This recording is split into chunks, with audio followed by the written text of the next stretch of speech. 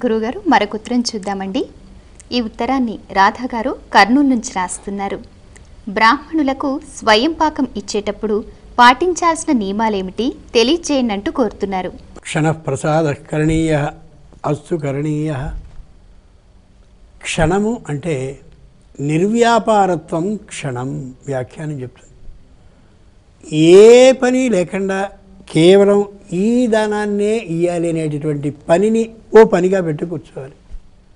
ఏమండి మీరు తొందరగా రా, నేను ఇచ్చేసేసేయాలి, పని అవతలకు వెళ్ళిపోవాలి, ఆఫీస్కి వెళ్ళిపోవాలి అంటూ హడావిడిగా ఇవ్వడం అది సరికాదు.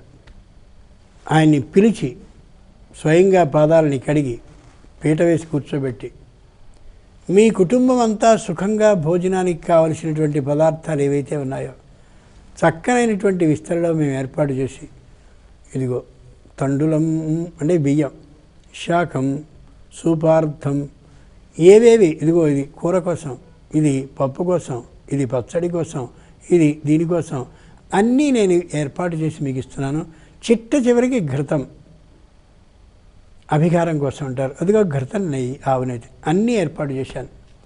మీ ఇంట్లో ఒక 10 మంది ఉంటారు అని నేను లెక్కించుకుని 10 మంది భోజనానికి సుఖంగా ఒక పూట చేయగలిగినటువంటి ఆహార పదార్థాలన్నింటినీ ఇయ్యగలిగిన శక్తిని పరమేశ్వరుడు నాకు ఇచ్చాడు. కాబట్టి నేను సానందంగా నా భార్యతో సహా నేను మీకు అందిస్తున్నాను. ఇలాంటి శక్తి నాకు ఎప్పుడూ ఇవ్వాలని ఆ పరమేశ్వరుణ్ణి నేను ప్రార్థిస్తున్నాను. తథాస్తు అని మీరంటే నిశ్చయంగా నేను ఇయ్యగలుగుతానని. దాతారో ఓభివర్తంతాం దాతారో నోభివర్తంతాం. మేము ఇలాగే దానం చేసేటటువంటి స్థితిలో మేము ఉండాలని మీరు ఆశీర్వదించాలి అని అనగానే దాతారో ఓభివర్ధంతాం ఆయన అంటాడు. ఇలా దానం చేసేటటువంటి మీరు ఇలా అభివృద్ధి చెందుతూనే ఉండాలని ఆయన ఆశీర్వదిస్తాడు. స్వయం పాకం ఇవ్వడం వల్ల కలిగేటటువంటి ప్రయోజనం ఇంత అంత కాదు.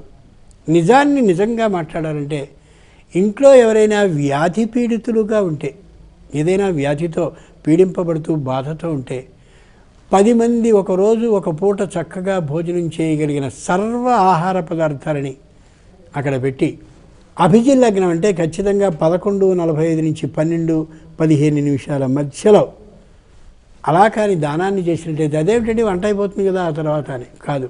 ఆ అభిజిత్ లగ్న కాలంలో ఇస్తే నిశ్చయంగా వ్యాధి తగ్గుముఖం పడుతుందనేది అనుభవంలో కనిపిస్తున్న సత్యం. కనిపించినా కాదు, కనిపిస్తున్న సత్యం.